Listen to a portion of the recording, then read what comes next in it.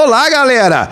Sejam bem-vindos a mais um Picuinha. Eu sou o professor Pablo Jamil, que comigo hoje está o professor Oliveira Soares. E onde é que está o nosso amigo Eduardo Tessaro ali?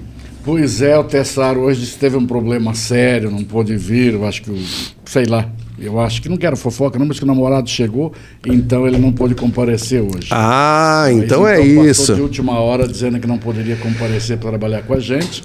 Então estamos só nós dois aqui. O pessoal raiz, né? É, o pessoal raiz, velho, normalmente vem. A gente até falou ali, o pessoal que é de verdade, né? A Nutella não veio. A Nutella não veio. Um lugar mais confortável. Hoje normalmente nos colocam nessa ponta que não vale nada, porque o Carlão quebrou a cadeira, mas hoje eu estou numa posição mais confortável, está bem melhor. Me sinto mais seguro, estamos bem tranquilos. É brincadeira, evidentemente, a história do Tessaro não pôde vir, teve um compromisso de última hora, tá? Mas hoje nós estamos fazendo aqui o nosso primeiro programa Picuinha transmitido ao vivo para os senhores à noite. Por quê? Já era um desejo que nós tínhamos, né, de trabalhar no turno da noite, eu e o Oli. A gente já estava querendo fazer isso. E a ideia é justamente testar para ver como é que o público reage. Então você que está aí, vai deixando like, vai deixando comentário, vai compartilhando com a galera, que é para que a gente tenha mais alcance e possa falar mais ainda com vocês. Hoje nós temos um assunto pautado aqui, tá? Para nós começarmos a discutir, mas lembrando que o Picuinha, ele vai para onde vocês mandarem, né? Vocês vão mandando pergunta, vão falando sobre A, B ou C e a gente vai discutindo aí porque funciona dessa forma. O programa tem um formato aberto justamente por isso, tá? Oli, oi. Vamos começar o nosso trabalho? Vamos. A gente vai falar hoje sobre a Turquia e a Suécia na OTAN. Na realidade, nós já estamos há algum tempo fazendo uma cobertura dos conflitos que acontecem na Europa. Sim. Nós fizemos um trabalho fantástico, para você que não acompanhou no ano passado. Eu e o Oli estávamos discutindo, o Oli fez praticamente uma previsão de tudo que ia acontecer na guerra da Ucrânia, uma análise belíssima, irretocável, tudo que ele disse aconteceu, e eu acho que inclusive o Zelensky deveria assistir ao Picuinha para entender um pouco mais, o Putin também, né, para saber o que está acontecendo e saber para onde eles poderiam caminhar, né? Porque a gente vem fazendo essa cobertura e desdobrando esses assuntos todos, né, Oli? É, porque a gente sempre deixa muito claro o seguinte, quando a gente fala sobre a guerra, nós não estamos analisando o lado humano da guerra. Nós estamos discutindo os que estão morrendo, que é o grande problema, né? Toda guerra, quem mais sofre é a população civil. Claro que guerra em qualquer momento, ela não presta para lado nenhum. Mas a análise que a gente faz é uma análise política e econômica da guerra. Normalmente a gente trabalha nesse sentido, porque é muito mais fácil você entender a guerra. Porque normalmente toda guerra, quando começa, a primeira coisa que morre é a verdade.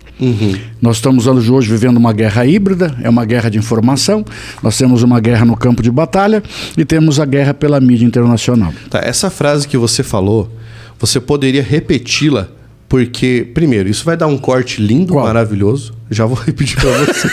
Qual que eu disse que foi tão bom assim? Não, foi fantástico. Porque isso, para mim, faz muito sentido, que é quando uma guerra começa, quando a guerra é a primeira que morre. A primeira vítima que morre na guerra é a verdade. Isso é fatal. A verdade morreu quando a guerra começou. Porque a partir daí você só tem informação. A informação que nós temos hoje é completamente dirigida. Nós temos uma mídia hoje passional, nós temos uma mídia que é militante, nós temos uma mídia que trabalha com paixões, então fica extremamente difícil. E é uma mídia seletiva. Ela só coloca aquilo que é interessante para ela. É interessante para ela no seguinte, até que ponto aquilo ali será lucrativo ou não. Então a nossa guerra híbrida hoje é exatamente isso. Então a verdade morre quando começa a guerra. Ela morre ali. A partir daí nós vamos analisando.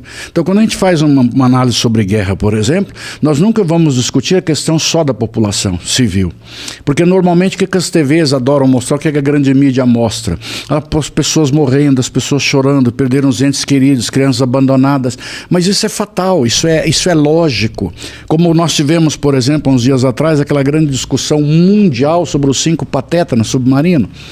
E, ao mesmo tempo, 120 pessoas morreram através atravessando o Mediterrâneo num naufrágio catastrófico que não deu o mesmo volume de mídia. Que não foi a primeira vez que aconteceu. Não foi, mas morrem todos os dias. Você se lembra daquela foto extremamente famosa do garoto falecido na praia? Isso, e o soldado, quando pegou o menininho caído, aquilo ali correu o mundo. Mas só nesses 120, agora haviam quase 80 crianças. E não dá a mesma polêmica. Isso continua acontecendo. Claro, todos os dias, Pablo, todos os dias. Como nós já comentamos aqui em programas anteriores, o nosso acolhimento ao refugiado ele é seletivo. A Europa recebe o ucraniano de braços abertos, mas ela não quer o sírio. Exatamente. Ela não quer o africano. Veja o que está acontecendo na França hoje. A questão da população da colonização francesa que está presente na França hoje, a polêmica que está na França hoje, o governo francês é caótico, o que o governo francês está fazendo hoje é um absurdo, mas é que você não vê a mídia falar. Você não vê... Então... É aquilo que eu até comentei num programa anterior, né? O presidente da França está enfrentando algumas situações muito, muito difíceis nas conferências de que ele tem participado e em que você tem líderes de outros países que o pessoal está dando de dedo na cara dele. Sim, porque a falácia dele já não cabe mais, Pablo. As fachadas vão caindo, as máscaras vão caindo. Com certeza. Eu tenho lá o maravilhoso Palácio de Versalhes, né? E eu sei o que está acontecendo em todo lugar, mas as minhas colônias ou antigas colônias eu ainda trato como se fossem colônias. Eu digo assim para você, quando você vê a ostentação do Palácio de Versalhes, a gente vê nitidamente que uma Revolução Francesa foi pouco. Foi. A Revolução Francesa tinha que acontecer. Aquela ostentação tinha que acontecer. Essa soberba europeia, em um determinado momento, ela deverá ruir. A soberba europeia já passou. Como eu já disse várias vezes, você disse que até que eu fico acalorado quando eu falo sobre isso, mas o que a Europa fez na África é um absurdo.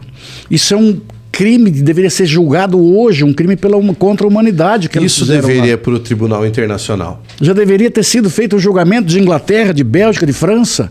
Quando você tem uma França criando uma legião de estrangeiros para dominar a África, formada por bandidos, e ninguém fala nada. Falando nisso, cara, olha que engraçado, nós nem entramos ainda no nosso assunto fundamental, não. Mas isso já me lembrou outra coisa que a gente ainda não conseguiu discutir, que é o caso dos mercenários contratados pela Rússia. Do grupo Wagner, do Exatamente. E de repente eles tiveram uma briguinha de relação, tiveram uma DR no meio do caminho. Foi uma DR aquilo ali. Uma DR, exatamente. Foi uma DR. Como, por exemplo, eu mandei para você essa semana, nós temos um grupo do Picuinhas formado por 3 pessoas, né? E a gente se diverte um monte ali, porque nós podemos falar de tudo e não tem preconceito absolutamente nada, é muito divertido. Mas essa semana eu mandei para você, e até você brincou, mas como? Eu peguei uma notícia dizendo que o Putin colocou uma notícia antecipada que no dia 6... a Ucrânia faria um ataque sobre uma usina e botaria a culpa na Rússia. E foi exatamente o que aconteceu. Mas como é que pode? Nós estamos... Ah, beleza. O que ele colocou?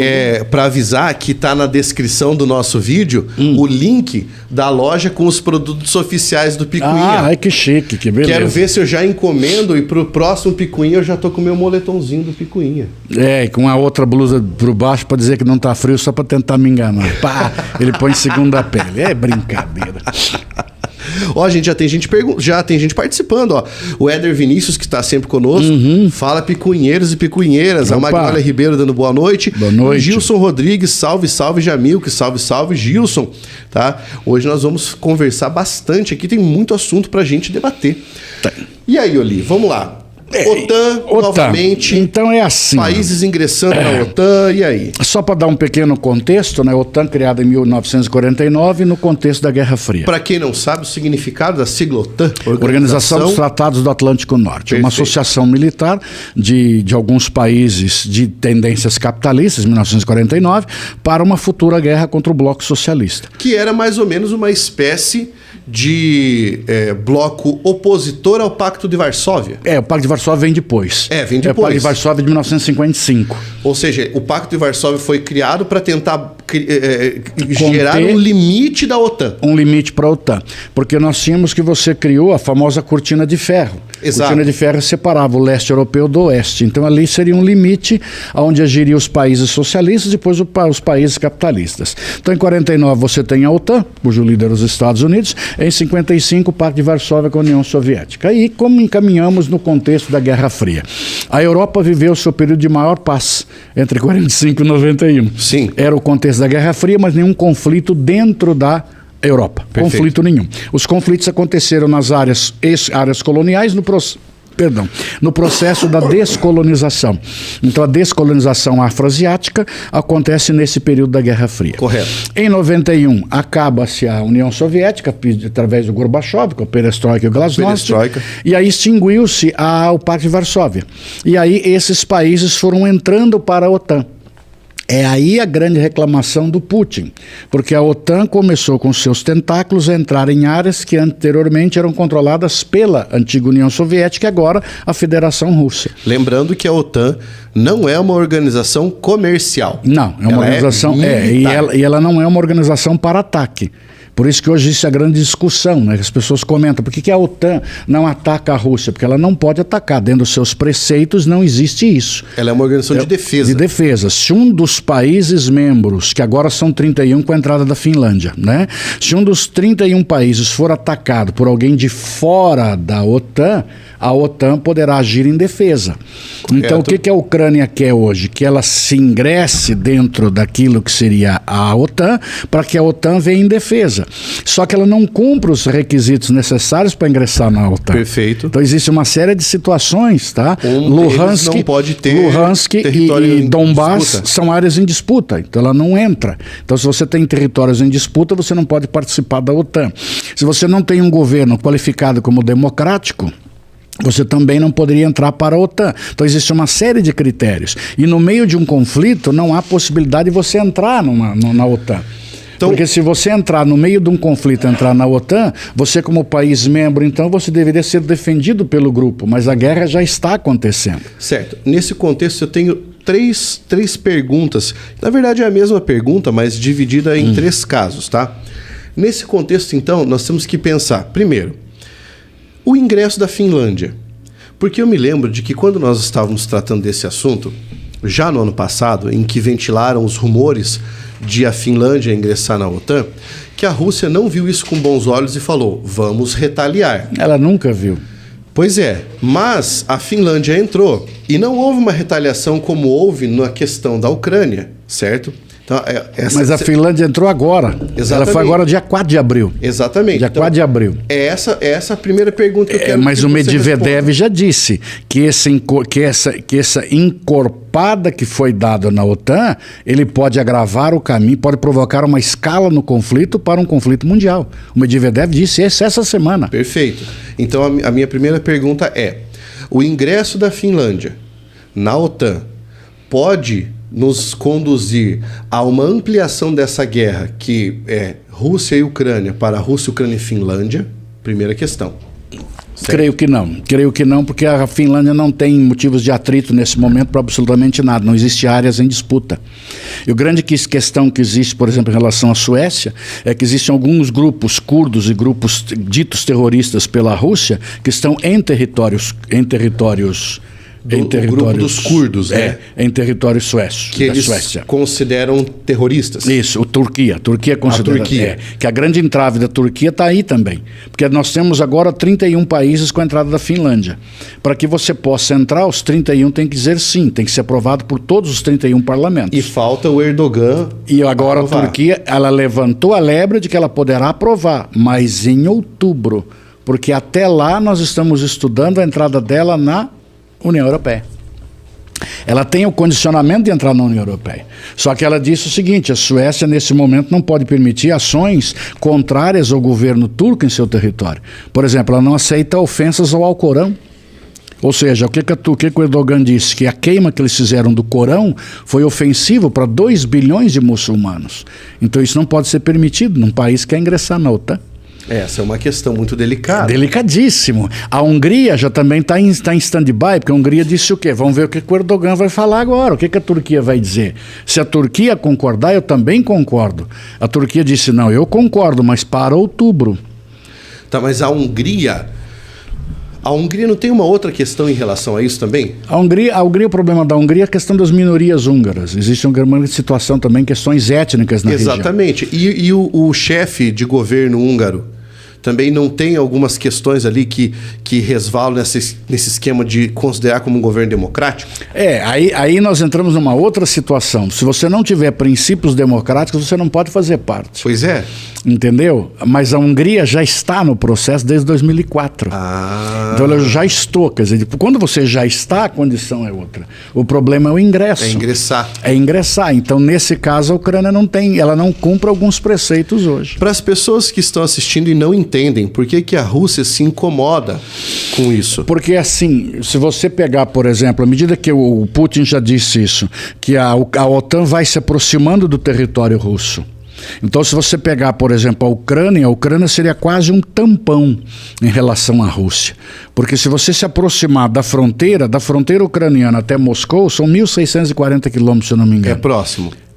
Mas se você tirar a Ucrânia e botar a Ucrânia do lado da OTAN, a distância vem para pouco mais de 600 quilômetros. Então significa muito mais próximo. Não significa dizer que os armamentos da OTAN poderiam ser colocados na Ucrânia, bases militares poderiam ser colocadas na Ucrânia, em território extremamente próximo daquilo que seria o território russo. Tá, e agora... Exemplo, para fazer uma contrapartida, 1962, os mísseis soviéticos em Cuba. Exatamente. Agora vamos lá. Entrando a Suécia. A situação não fica ainda mais drástica por causa do domínio do Mar Báltico?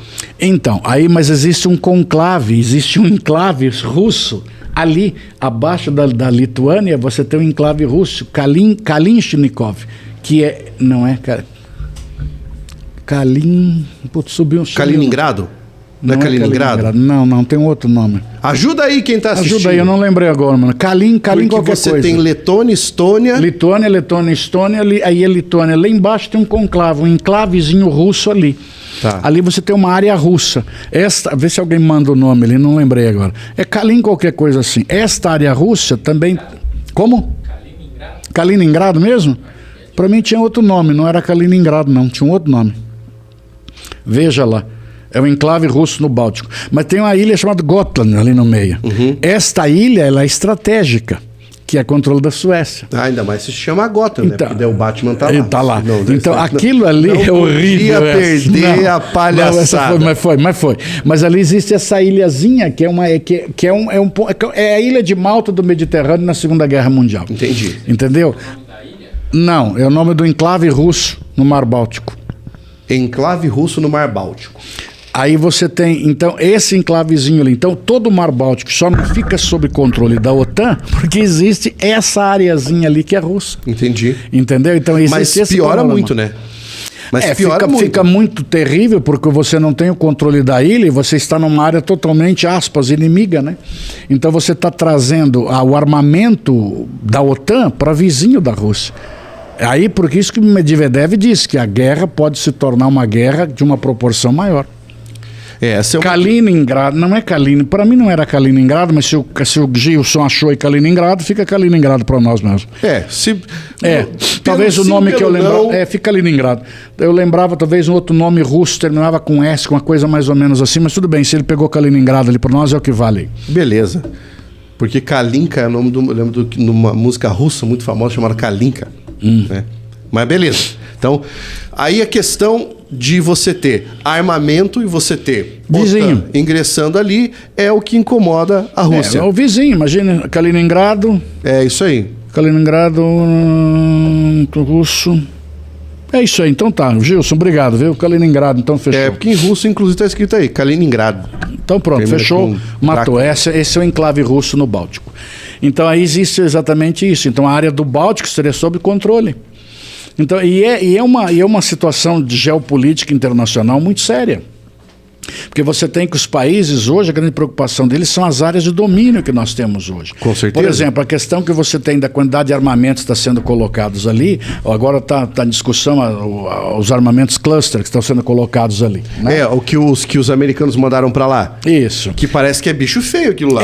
Porque ele funciona como fogos de artifício invertido, né? Você solta fogos de artifício, ele abre, queima um pouco e depois para, né? Esse vem de cima para baixo e vai se abrindo. E normalmente nem todos eles explodem. explodem. Então ele acaba criando uma área que pode permanecer durante anos. Como se fosse um campo minado. Como se fosse um campo minado. Ele seria, por exemplo, o que nós temos hoje. Calcula-se que o mundo hoje tenha 20 milhões de minas escondidas. Né? Só na África calcula-se algo entre 10 e 15 milhões de minas. Nossa! Você tem, por exemplo, alguns países, até hoje, na África, por exemplo, eles caminham sempre em fila indiana, que é onde eu já sei que não tem minas, porque eu não tenho como varrer tudo isso. Inclusive, eles utilizam até cães para fazer varredura de minas hoje, porque a área que um cão consegue farejar num dia, por exemplo, o homem demoraria quase um mês. Cara, que absurdo, né? Absurdo. Inclusive, até uma curiosidade, anteriormente os cachorros localizavam as minas e sentavam, só que o coitadinho podia sentar numa outra mina. Então mesmo. Agora eles latem. Então, um novo treino agora, eles latem. Os cães vão caminhando, quando eles localizam, eles latem. Eles caminham de uma forma extremamente suave. É interessantíssima a maneira que eles fazem o treinamento dos cães. Eu não sabia disso. Você que está assistindo aí, sabia disso? Que eles usam cães para localizar minas escondidas. Para rastrear minas. E ela é minas. muito barata, né? Se você hoje, se quiser comprar pelo correio, você compra. Claro que se a polícia descobrir que está entregando, vai dar uma certa confusão. Mas você Carlão, já está sabendo, né? Mas você consegue comprar minas a partir de 10, 12 dólares. Não vai chegar a mina que você pediu pelo AliExpress. E as minas são minas pessoais, são extremamente interessantes. Elas explodem extremamente baixo, explodem 15 centímetros acima do solo, explodem em rosca. Ela não foi feita para matar, ela foi feita para inutilizar só. Eu só deixo você ferido. Um soldado ferido elimina 2 mais. Com certeza, né? Então eu tenho 3 soldados que estão inúteis naquele momento. Se você matou, ele fica. Se você está ferido, você o leva. Vocês que acompanham, vocês podem notar, por exemplo, que o Olhê é especialista em guerra. Não sou não. Ou seja, não, se o Brasil entrar num conflito, a galera vai chamar o Falar Olhê. em Brasil, acharam armas cluster brasileiras no Iêmen. Ah, é? Tem armas brasileiras. Sabia que o Brasil está entre os 5 maiores vendedores de armas do mundo. Olha lá. Vocês sabiam disso? E o Brasil tinha arma brasileira no Iêmen? No Iêmen. Vende para Bahrein, Bahrein, né? Vende para Iêmen. Iêmen acharam armas brasileiras no estilo cluster no Iêmen. Há pouco tempo atrás agora. O Brasil ele vende, desde o nosso Embraer vende os Tucanos para guerra, Tucanos para treino, também vende.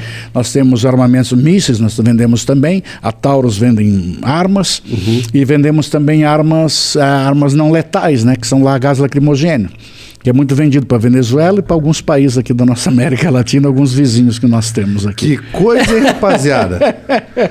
Que coisa maluca isso, hein? Vamos desarmar a população, mas nós continuamos vendendo arma. O que vocês acham disso? Já vamos puxar esse debatezão aqui, que a galera tá aqui, e a hora que chega o debate mais ferrenho que o pessoal vem.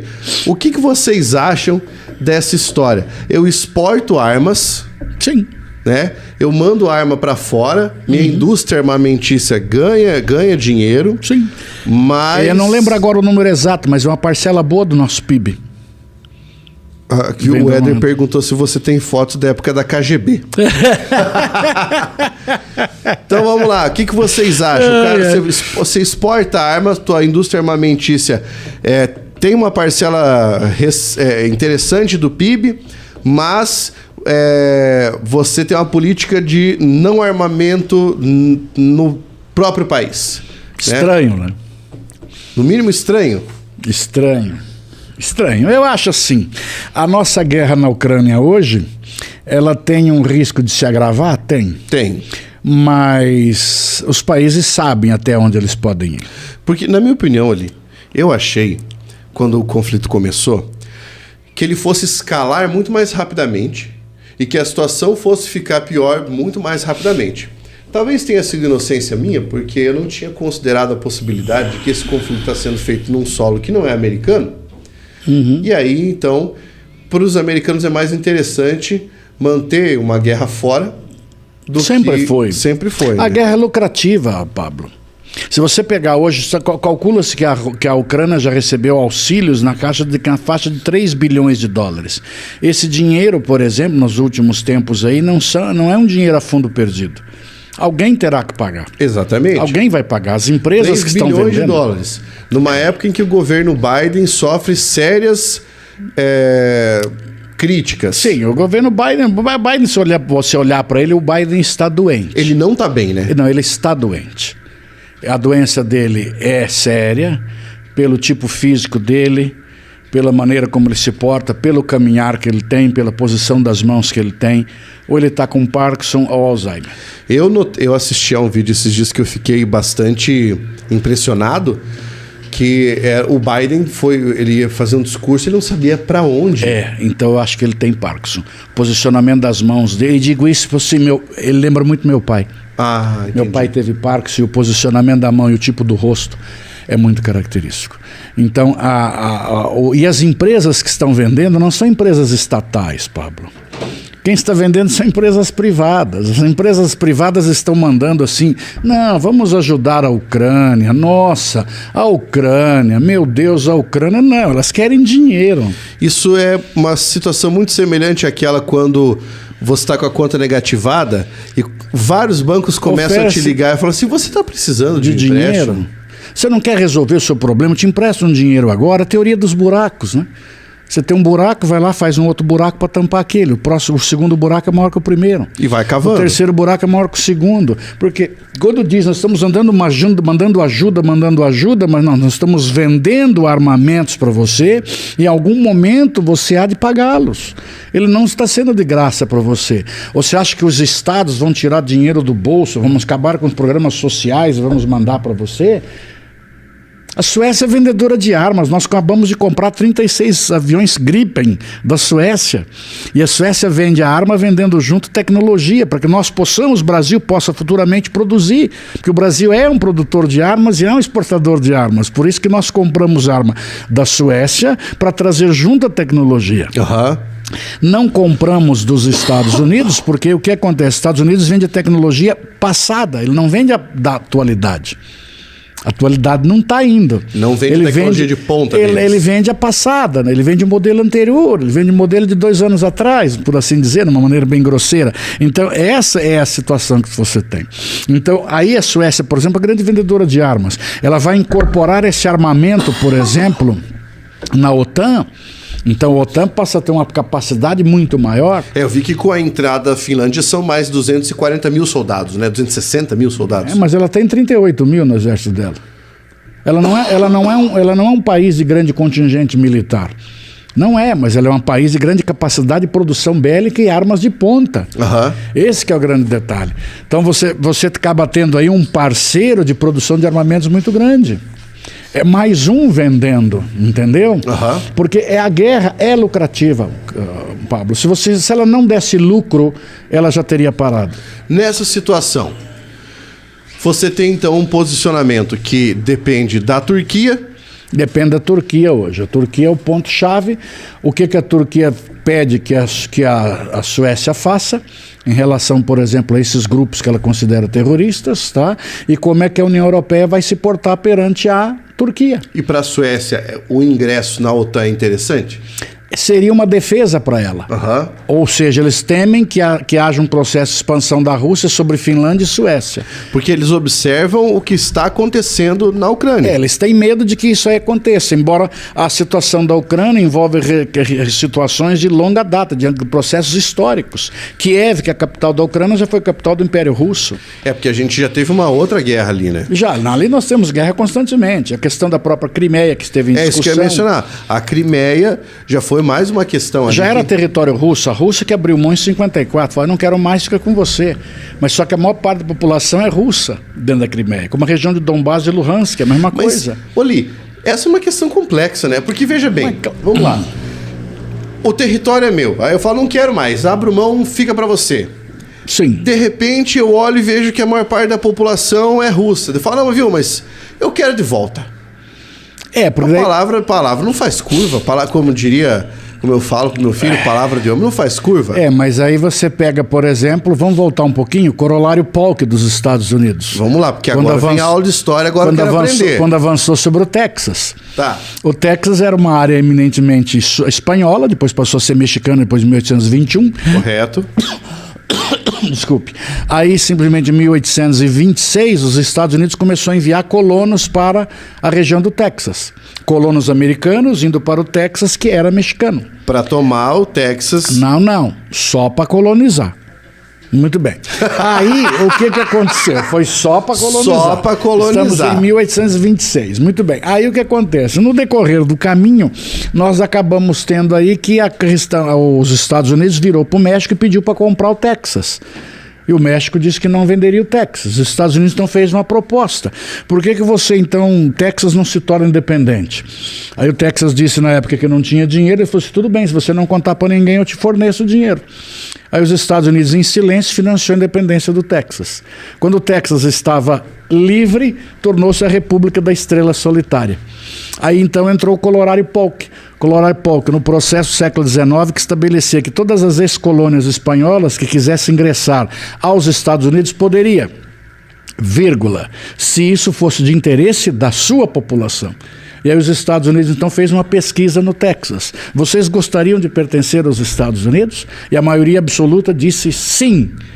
E eles então foram incorporados pelos Estados Unidos. Ou seja, ele perguntou para o americano que está morando no Texas se ele gostaria de ser dos Estados Unidos. Ou seja, se não tivesse acontecido esse processo, hoje todo mundo do Texas seria mexicano. Não só o Texas. Aí o México ficou louco, declarou guerra aos Estados Unidos. Aí perdeu Arizona, perdeu Califórnia, perdeu Colorado e perdeu até a região do Texas. Perdeu só tudo. Pois é, então vamos pegar ali Arizona, Colorado, Texas e Califórnia. E Califórnia. Tudo isso era dos Estados Unidos. Tudo seria mexicano. Seria mexicano, que Né? era espanhol. Por isso que o Zorro se passa na Califórnia e a roupa dele é toda espanhola. Dom Rodrigo de la Vega. E é por isso que eu fico puto quando as pessoas falam que não pode atravessar do México para os Estados Unidos. E não pode. Coitado do México, tão longe de Deus e tão perto dos Estados Unidos. Já diziam isso no século XIX. Então, veja, esse é o Corolário Polk. Então, ele vai perguntar para a população se a população quer pertencer. Não é isso aí que é meio romantizado naquele filme do Will Smith, As Loucas Aventuras de James West? É isso aí. É isso aí, né? É isso Eles estão falando sobre isso, eles dão uma romantizada nesse assunto. Cara, é por isso que eu acho muito complexa essa história. Sempre que envolve a história de fronteira, México, Estados Unidos e tudo mais, eu fico com esse pé atrás. Né? Mas então, voltando a essa questão. Crimeia e Rússia. Território era russo. Dou para a Ucrânia. Depois eu devolvo. De repente eu quero de volta. Daqui de volta. É como a região de Luhansk. É como se o Acre que voltasse o Acre. Não fala alto, que às vezes os caras podem resolver pegar de volta isso aí. Não é?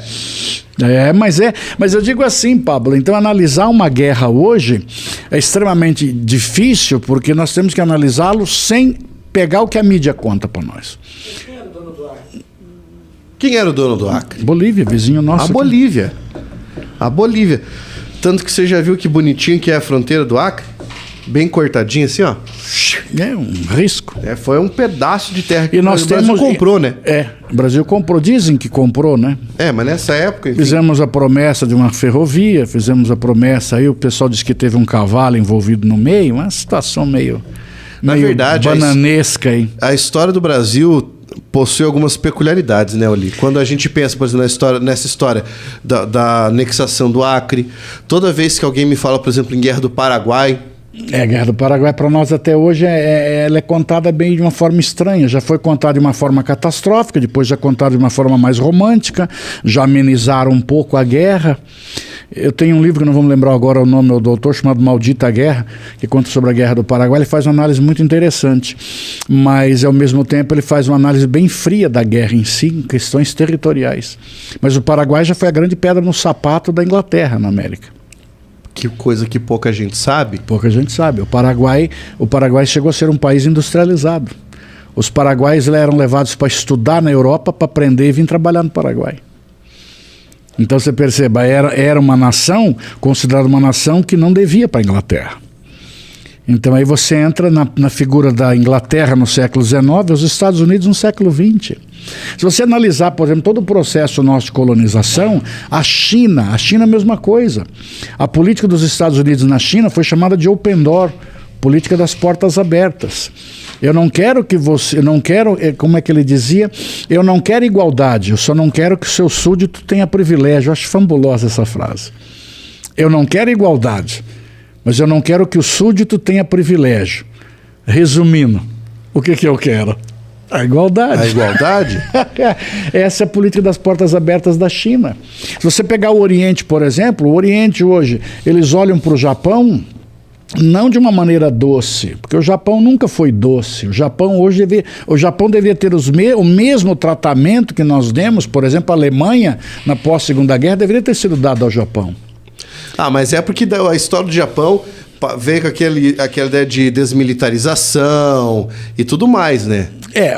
A personalidade do japonês hoje é fruto do que aconteceu no período que nós temos da virada do século XIX para o século XX. A situação da Coreia e o Japão é terrível, cara. Aham. É terrível. É o movimento social mais longo da história, sabia? Não sabia. É o movimento das mulheres coreanas que fazem uma manifestação desde 1992 em Seul, em frente à Embaixada do Japão, toda quarta-feira às 4 horas da tarde. 560 apresentações já fizeram. Reivindicando? Com duas exceções, que foram 2 terremotos, querendo que o Japão reconheça o uso de mulheres coreanas como prostitutas do exército imperial japonês, as famosas mulheres de conforto. Ah, eu lembro. A última delas morreu. A última delas morreu agora, se eu não me engano, em abril ou março. E colocaram uma estátua dela em frente à embaixada do Japão em Seul. Caramba. Japão ficou louco. E as netas e as filhas estão ali junto com o movimento feminista, exigindo que o Japão reconheça. Que coisa, hein? O Japão resolveu, inclusive, dar uma indenização para um fundo de amparo às mulheres que sofreram essas agressões durante a guerra, de 8 milhões e 840 mil dólares. Nossa Senhora.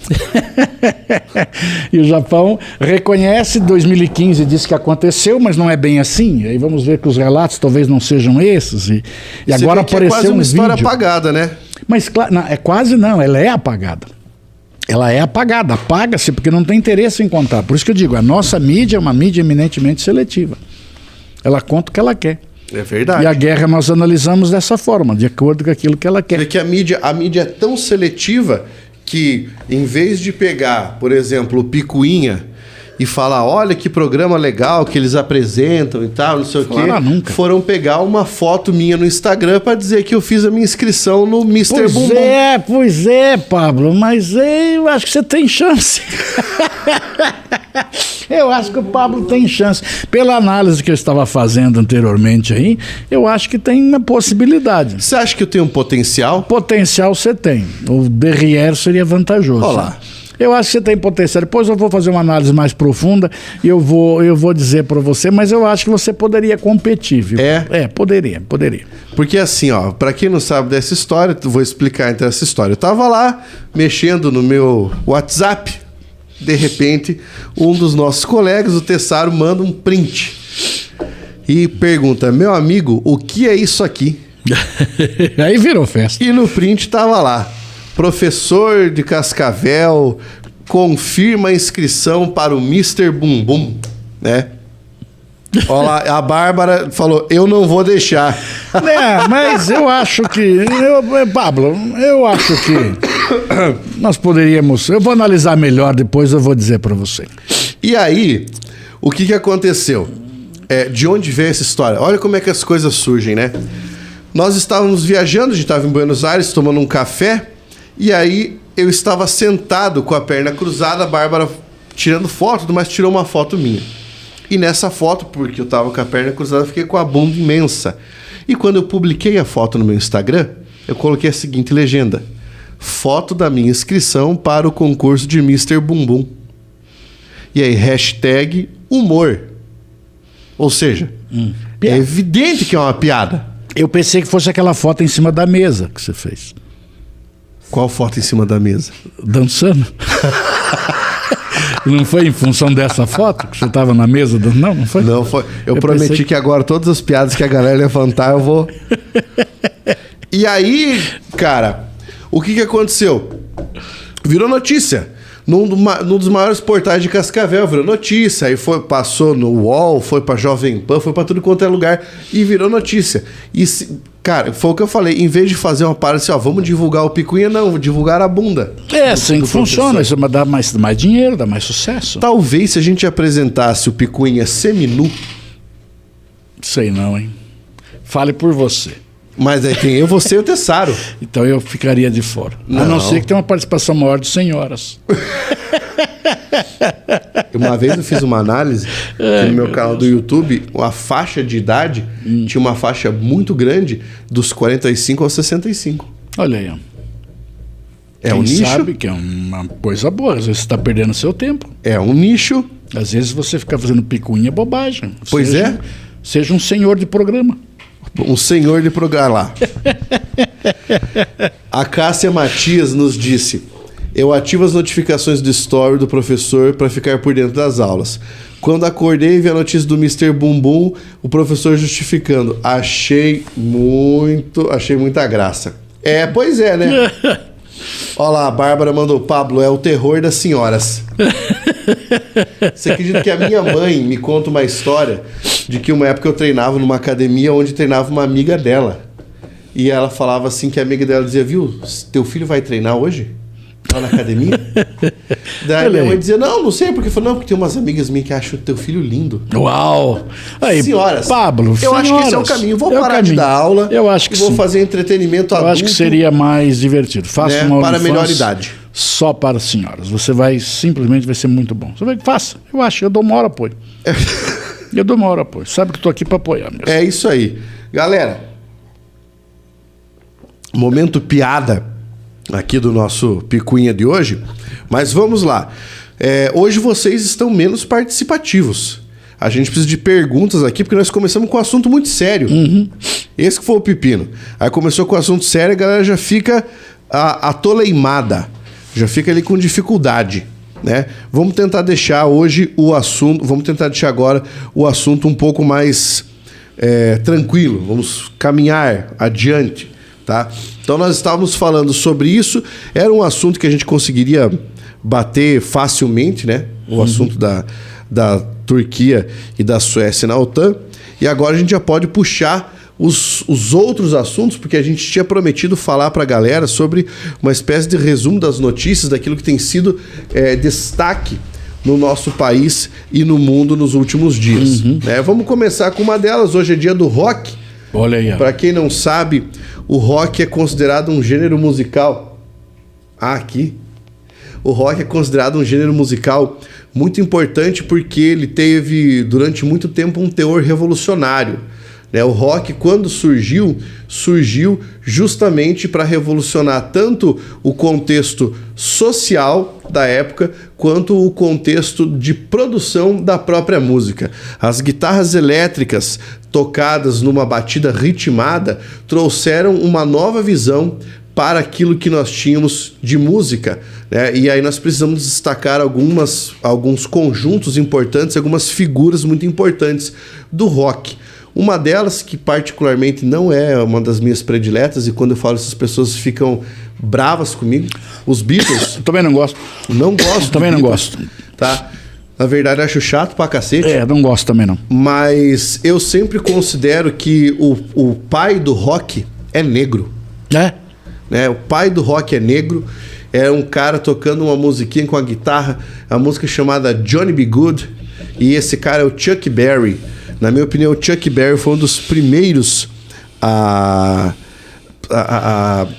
nós termos uma visão diferente da música, um ritmo diferente. Ele veio misturando ali um gingado e dali pra frente o rock foi ganhando uma nova roupagem, foi ganhando adeptos no mundo e foi crescendo muito até os anos 90, talvez, quando outro tipo de música começou a ganhar mais espaço. Eu ainda vejo assim, a questão do negro americano não ter sido tão desenvolvido por questões raciais nos Estados Unidos. Por isso que o Elvis passou a ser um dos grandes nomes do rock. Porque a questão do negro americano, a questão racial americana é muito forte. Ah, sim. Então esse é um dos grandes problemas que você tem. A grande mas discussão... o negro sempre foi associado ao blues. Mas a questão da americana, por exemplo, nos anos 60, você ainda está discutindo muito, os anos 50, muita questão de direitos sociais dos negros americanos. Então você jamais colocaria um negro como despontando aí como um troço em nível mundial como rock. O Elvis foi o grande nome que despontou, e até o jeito dele dançar, aquela forma toda, totalmente diferente, mas é em função de que branco. Você assistiu o último filme do Elvis? Não me lembro. Fizeram? Não me lembro. Lançaram, se não me engano, ano passado, o último filme do Elvis. Faz traz a biografia dele. É interessantíssimo, né? O Elvis nunca fez uma turnê mundial.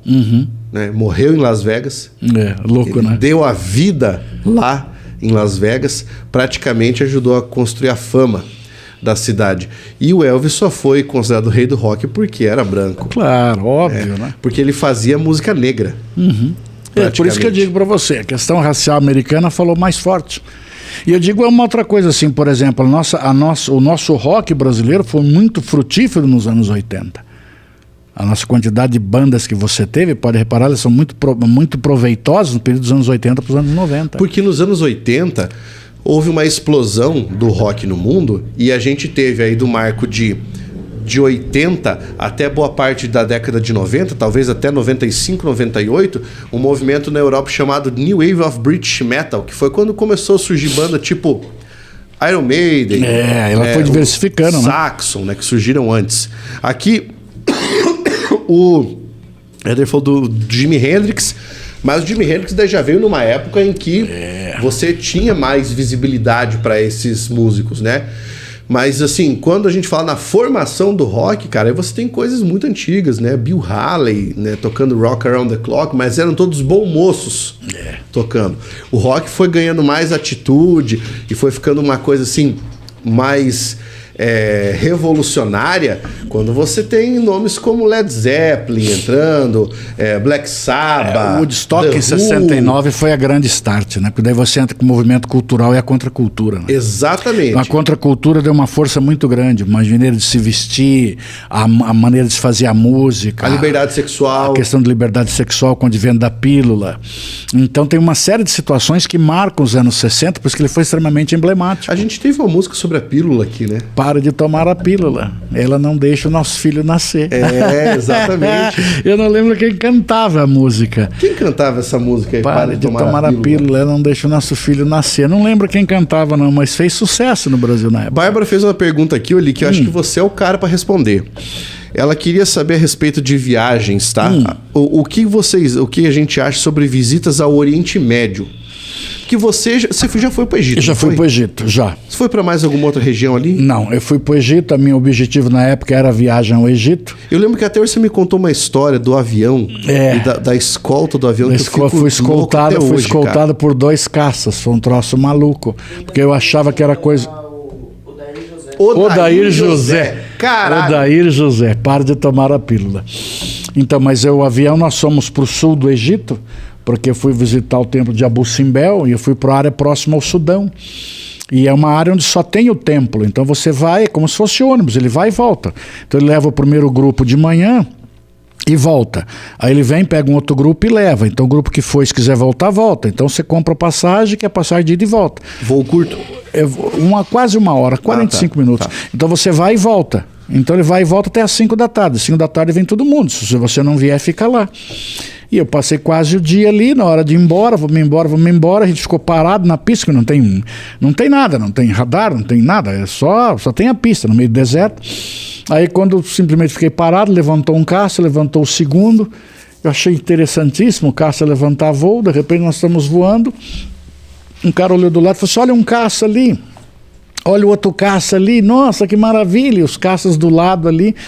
Depois que a gente voou quase uns 10, 15 minutos, o caça saiu, coisa mais linda do mundo, um caça do seu lado, saindo assim. Aí depois que eu me toquei, nós sobrevoávamos uma área de conflito, né? O caça vai para proteção. Com certeza. Mas só depois que caiu a ficha em mim, eu não tinha me tocado. Eu lembro, uma vez eu ouvi falar de alguns turistas que estavam indo para o Egito e eles sofreram um ataque. O templo de Abu Simbel foi atacado, acho que 1 ano ou 2 depois que eu estive lá. Não, esses foram fuzilados na frente do hotel. Porque ali por exemplo, outra situação que eu passei no Egito, muito interessante, eu saí para caminhar, que eu queria conhecer, né? Agora vai ter que falar sobre isso aí, cara. Fiquei interessado, vamos falar de viagem para conhecer, e aí eu parei assim num lugar, achei muito bonito, comecei a bater foto, aí começaram a gritar comigo alguma coisa assim, eu não entendi o que era, óbvio, né? E aí quando eu olhei tinha um cara com uma arma apontada para mim, só dizendo assim, né? sai. Eu tava em frente ao Palácio do Governo batendo foto. O retardado aqui. Tá, eu vou fazer um cosplay. Eu vou fazer um cosplay de Bárbara. Porque, pra quem não sabe, a minha esposa tem um podcast de viagens. Ela com certeza vai chamar a Oli, mas agora foda-se, porque eu vou fazer o cosplay dela. Me conta como é... Porque eu tenho um sonho de ir pro Egito. Todo mundo sabe que eu tenho um problema com o avião, mas eu vou tomar um Rivotril, foda-se, vou dormir. Você vai... Mas eu vou te fabuloso. falar, das últimas vezes que eu viajei, que o meu problema não é um problema suave, sabe? Ele é brabo mesmo. Mas das últimas vezes que eu viajei, porque como eu trato mais esses problemas hoje, eu viajei tranquilo. Então, quando eu fui para Las Vegas, eu consegui fazer os 2 voos em paz. Um de 9 horas e meia, outro de 6 horas na tranquilidade, sabe? Esse para Buenos Aires também foi na boa. A minha pergunta é, conta aí pra gente primeiro, como é que você fez para sair do Brasil e chegar até lá, o Egito?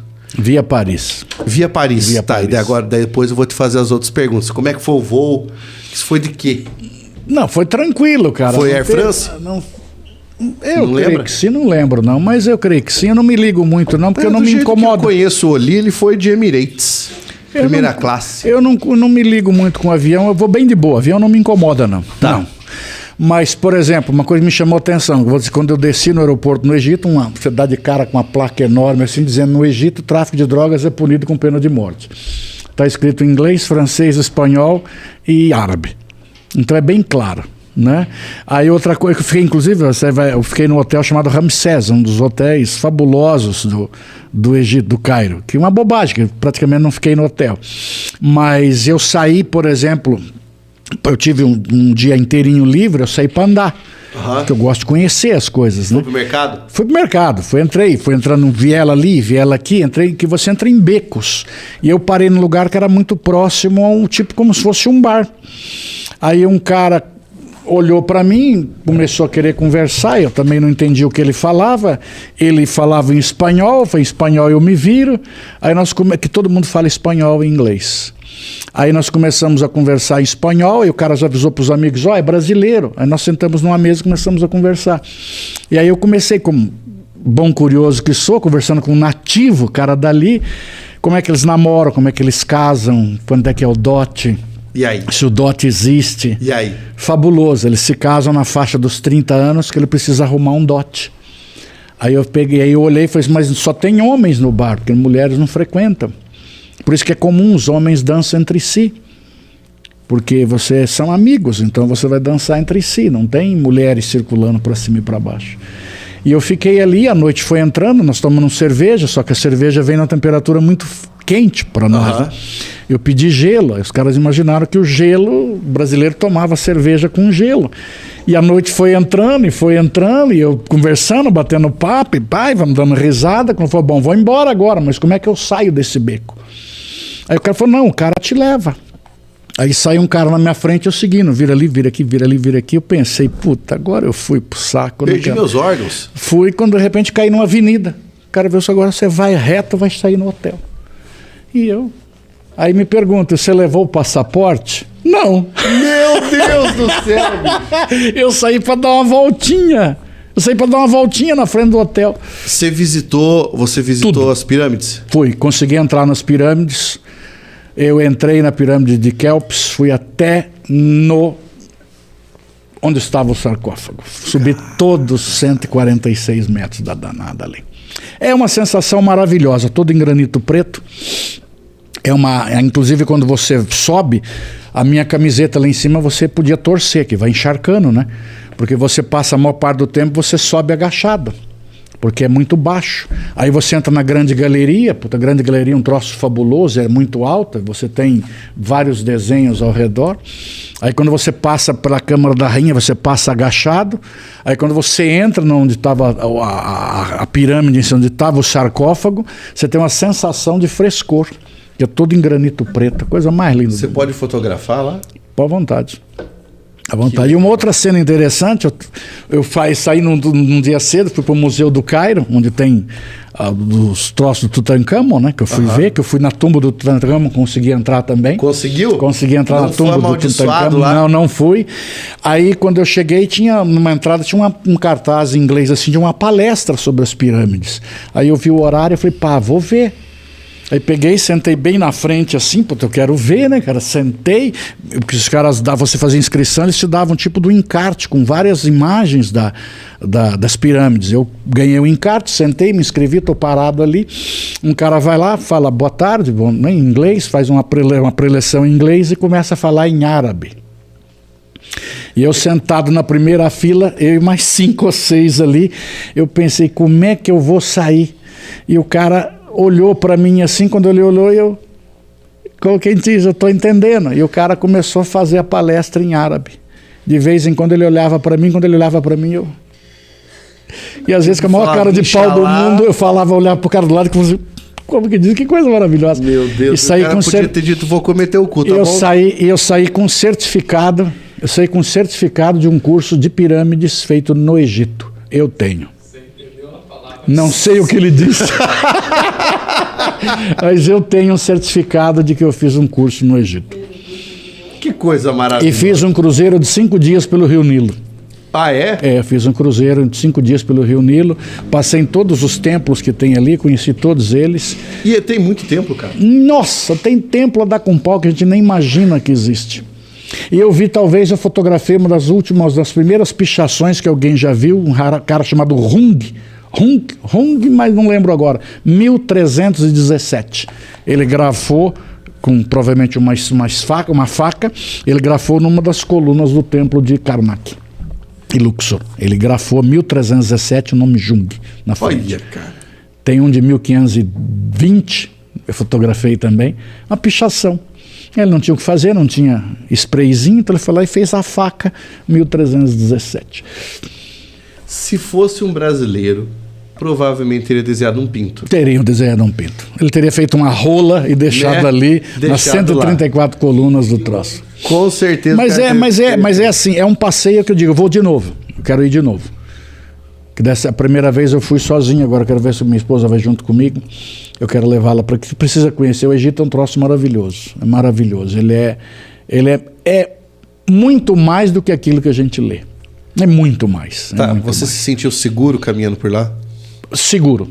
Inclusive eu conversei com um cara do hotel, ele disse... Porque segurança é uma sensação, né? O senhor pode deixar sua mala aqui, ninguém vai mexer. Você não tem sensação que vai ser roubado em momento algum. Você pode tomar um tiro, uma bomba, pode explodir, entendeu? Mas sensação de que você será roubado, sensação de que alguém vai tomar alguma coisa, você pode deixar seu celular na mesa. Não existe o roubo. Esse furto não tem. Por exemplo, eu comprei um escaravelho no mercado. E quando eu fui lindo, maravilhoso, mais ou menos desse tamanho assim. Quando eu fui comprar o escaravelho, o cara falou o preço para mim. Aí eu falei, não, mas é muito caro. Ele falou, faça uma oferta. Mas nós não estamos acostumados a barganhar. E eles gostam não, disso. E aí o cara me explicou. Ele falou assim, nós somos comerciantes natos. Nós nascemos do comércio. O comércio está correndo no sangue árabe. Entendeu? E o comércio existe, a partir do momento que você está no comércio, você fará amizades. De que maneira? Barganhando. Ali eu aprendi uma lição que eu carrego comigo até hoje. Nada te ofende quando você vai vender alguma coisa. Você não pode tomar por ofensa. Então, por exemplo, ele pediu 100. Eu ofereci, aí ele virou para mim e disse, ofereça qualquer valor. O menor valor que você acha que deve oferecer. Ele não vai me ofender. Eu tenho ouvidos de mercador. Que coisa linda. Cara, que coisa legal isso, né? É um cara vendedor de rua, cara. Vendedor de rua. Ele não é um expert em marketing, ele é vendedor de rua. Eu ofereci, eu dou 10. Mas 10 é muito pouco. Mas eu posso te fazer por 90.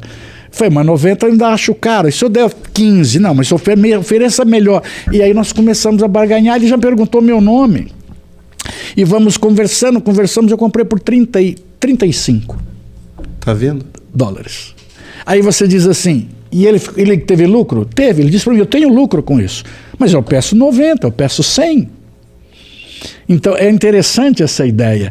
Então é um mundo à parte, é um mundo diferente, mas você tem sensação de segurança. E é muito legal, porque você só sabe disso porque você foi até lá. Eu fui até lá. Conhecer a cultura, né? Cultura. E a grande sacada, eu vou conhecer os lugares turísticos que todo mundo vai, mas eu também vou onde ninguém vai. Por exemplo, para ver as pessoas vivendo como elas são. Eu tenho uma dificuldade muito grande em comer coisas diferentes. Sempre digo, eu tenho estômago de pobre, eu como muito pouco coisa diferente. Eu não tenho estômago de rico, meu estômago de pobre, tá? E eu, numa loucura daquela, não sabia mais o que fazer, eu entrei num shopping. No cara, essa cena é muito interessante também. Eu entrei num shopping e eu vi uma mulher coberta com aquele manto, eu falei, como é que essa mulher vai comer? E eu fiquei cuidando ela comer. Ela pegou um lanche no McDonald's, pegou o lanche e veio, ela põe por baixo assim, mastigava e comia. Achei aquilo fabuloso, pegava o lanche e comia. Falei, então eu vou comer um McDonald's, mas eu não sabia nada. Não sei falar árabe. Eu cheguei na frente do cara do McDonald's e fiz assim, número 1, Big Mac, batata e coca. Pedi, dei o dinheiro deles e fui sentar. Ele me chamou. E eu peguei e sentei, mas eu não prestei atenção. Ele veio lá com 3 moedinhas e disse, seu troco. Ele não ficou com o troco. Que coisa, cara. E aí eu entrei numa loja para comprar uma joia que eu trouxe para minha mulher, coisa mais linda do mundo. Aí eu fui comprar, a joia vendida por peso. A joia é vendida por peso, então ele tem uma balança, não tem o trabalho, tem uma balança, ele não tem trabalho de joia, é o peso. Aí eu estou ali... vale quanto pesa. Vale quanto pesa. Aí eu estou ali vendo os troços para comprar, tocou o telefone e ele saiu para atender o telefone. Quando ele saiu, aquele monte de joia de ouro na minha frente, eu fui para a porta. Ele saiu de trás da porta e perguntou para mim em inglês, o senhor está fazendo o que aí? Estou esperando o senhor voltar. Eu falei, não, vai vendo a joia que eu já vou. Ele voltou para dentro. E eu fiquei na porta, parado. Metade para fora, metade para dentro, esperando ele voltar. Quando ele atendeu o telefone, eu falei, mas o senhor não veio aqui ver? Eu falei, não, o senhor não estava aqui? Ele me olhou e falou, mas o senhor veio aqui me roubar? Eu não tinha o que responder para ele. Cara, que coisa louca isso. O senhor veio me roubar? Eu falei, não, mas o senhor não estava aqui para eu ver. Eu falei, o senhor poderia ver, o senhor não veio me roubar. Então você veja que é a sensação de segurança. Espetacular isso, cara. Espetacular, cara. Espetacular. A Cássia Matias disse, essa situação lembra alguns turistas que visitam lugares como o campo de concentração em Auschwitz e tiram fotos fazendo pose e rindo no trilho. Acho muito esquisito. Verdade. Exatamente. Existem locais que chocam a gente. Esse que é verdade. Existem locais que chocam a gente. Por exemplo, eu fiquei chocado com o Palácio de Versalhes. Aquilo ali merecia uma segunda revolução. Aquele luxo, aquela discrepância, não tem cabimento, Pablo. Uma revolução só foi pouco. Uma revolução só foi pouco. Por isso que eu digo, achei um Paris encantadora. Eu, por exemplo, o Museu do Louvre, eu fiquei 3 dias dentro do museu. Imagina, né, cara? Eu fui em tudo quanto é canto que fosse possível, né? Mas eu digo assim, mas quando você pega um Egito, por exemplo, é um troço fabuloso. Fabuloso. Você ficou 3 dias dentro do Louvre porque o Louvre também roubou muita coisa dos outros lugares, né? Inclusive o obelisco que está em Paris, o obelisco onde colocaram a bola da Copa do Mundo de 98, eles tiraram de Luxor. Eram 2, um está lá trocado por um relógio que nunca funcionou, que está no Cairo. Meu Deus. Então é assim, uma área extremamente interessante. Eu quero voltar novamente lá. Ele é fabuloso. Eu adoraria conhecer. Ele é fabuloso. O que mais que a galera falou? O Gilson disse, no Brasil também tem desses lugares que não dá para andar despreocupado, né? Evidentemente, acho que todo lugar. Tem. Sabe um lugar onde eu ando despreocupado? Balneário Camboriú. É? Balneário Camboriú, a quantidade de policiamento que tem na orla é um troço tão interessante que você anda e você não vê falar de assalto na orla de Balneário Camboriú. Como, por exemplo, aquela parte no Rio de Janeiro, ali no posto 6, posto 2, em frente a Copacabana, como também não tem. Entendeu? São áreas que são bolsões de segurança que nós temos. Mas é porque ali, né, é ponto turístico. Mas são bolsões de segurança que você tem. E hoje nós temos que no Brasil passou a ter uma sensação de segurança muito grande. Nós temos preocupação em sair daqui a hora que a gente terminar aqui hoje para ir para a rua para pegar o carro. Por exemplo, eu cresci numa cidade pequena. E eu comento sempre que, por exemplo, eu e minha mulher, nós namorávamos caminhando pelas ruas, não tinha carro, então a gente caminhava. Nós caminhávamos pela rua, né? Embora logo eu comprei um carro, mas quando a gente estava namorando, era caminhar pela rua. Hoje você não caminha mais pela rua, mesmo nessa cidade pequena. Exatamente. Você não caminha mais pela rua. Não havia medo de você ser assaltado. Tinha aqueles ladrãozinhos de roubar botijão de gás, roupa de varal, mas hoje a violência tornou-se muito gratuita. Minha mãe tinha uma técnica quando ela queria se livrar de um tapete velho, ela colocava no muro fingindo que era para secar. Aham. Passava. Mas hora, era uma coisa boba, né? Era uma coisa boba. A Bárbara falou para eu parar de roubar o podcast dela. E o Éder Vinícius falou que o Oriente Médio supera a Índia. A Índia também deve ser um lugar fabuloso, né? Em relação à cultura. Eu confesso que eu tenho um pouco de preconceito com a comida de rua. Eu digo assim, alguns países eu não visito. Por exemplo, eu não fui a Londres, não fui à Inglaterra em função da monarquia. Uhum. Não fui. Tive folga para ir, passei, fui de novo no Louvre, mas não fui para a Inglaterra. Embora também tenha um monte de restrições com a França, você vai dizer, mas por qual motivo? Sabe a colonização, eu postei um africana minha, cara, a colonização africana não desce para mim. Eu postei um corte, aquele em que a gente fala da Inglaterra e que você emenda, e era a principal coisa que a galera comentava. Tá, mas e a França? Eu só comentava muito sobre isso.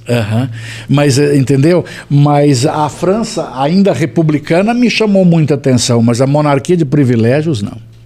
A monarquia de privilégios, não. O privilégio de nascimento está errado. Está errado. Está errado. Não tem como você ser melhor do que eu sou em função de que você nasceu numa condição diferente.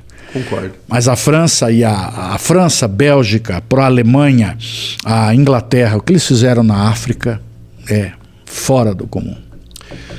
Senhores, hoje a gente já conversou bastante, fomos para viagem, fomos para o Egito, saímos da Turquia, da Suécia na OTAN, falamos de um pouquinho de história do rock e nós hoje vamos deixar aqui uma mensagem que é obrigado por terem assistido até então, né? Pessoal aqui sempre muito participativo, nós temos rostos que sempre nos acompanham aqui, né? O Éder tá sempre com a gente, cara. Hoje o Dominique Torresmo não apareceu, mas é porque ele aparece à tarde. À tarde ele tem tempo, né? E eu gosto muito de poder interagir com vocês aqui. Pro nosso próximo Picuinha, com certeza estaremos eu, Oli Tessaro, debatendo mais temas. Por favor, deixem sugestões de tema nos comentários para que a gente possa selecionar e aí conversar com vocês a respeito desses temas sempre de uma forma muito amigável, muito tranquila. O Alvir fez um comentário legal ali, ó. Olha lá, vê lá, lê aí. Eu acho que a internet trouxe o bem como o mal, assim como o avião. A violência chegou em lugares que nem imaginávamos. Tudo tem dois lados, né, cara? Tudo em excesso faz mal, mas eu digo assim, a internet hoje é uma grande arma que nós temos hoje, como a inteligência artificial já está uma discussão muito grande. Essa inteligência artificial veio para ficar, não adianta falar, como a tecnologia veio para ficar. É assim que funciona. Exatamente. A gente tem que saber usar. Esse é o detalhe. Sigam o professor Oli. Prof_Oli. Sigam aqui o canal, deixem o like, compartilhem o vídeo com os amigos, sugiram os temas e até a próxima. Uma boa noite. Boa noite para vocês, um abraço, até mais. Tchau, tchau.